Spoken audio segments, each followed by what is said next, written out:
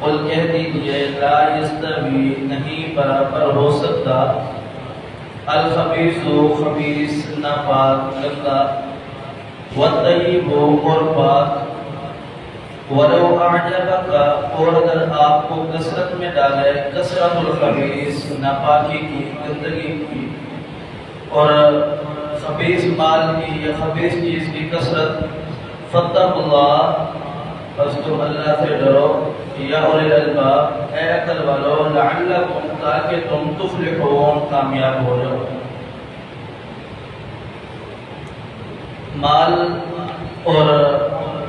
اشخاص اور اموال کے اعتبار سے اللہ رب العالمین کی بعض جس چیز کی اہمیت ہے وہ یہ ہے کہ انسان نیک ہے اور جو وہ رزق کما رہا ہے وہ حلال ہے پاک ہے۔ انسان بد ہو وہ جتنا بھی خوبصورت ہو اللہ رب العالمین کی ہاں اس کی کوئی اہمیت نہیں ہے، اور انسان جتنا بھی مالدار ہو اور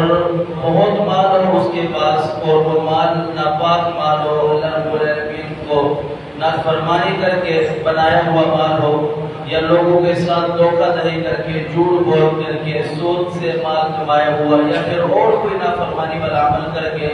مال کمایا ہوا جو مال ہو وہ بھی اللہ رب العالمین کی ہاں کوئی اہمیت نہیں رکھتا۔ مال تھوڑا ہو اور جو بندہ ہے وہ بھلے کس شکل کا بھی کیوں نہ ہو لیکن وہ اللہ رب العالمین کا فرما بردار اور تابعدار ہو اور جو مال وہ کما رہا ہو وہ حلال ہو اور اللہ رب العالمین کو راضی کر کے کما رہا ہو تو وہ مال اللہ رب العالمین کے ہاں بڑی اہمیت کا حامل ہے۔ یہی وجہ ہے کہ جناب رسول اکرم صلی اللہ علیہ وسلم نے بیان فرمایا کہ کوئی بندہ جو اپنی حلال کمائی میں سے ایک کھجور بھی اللہ رب العالمین کی ہاں صدقہ کرتا ہے تو اس ایک کھجور کی اہمیت اتنا ہے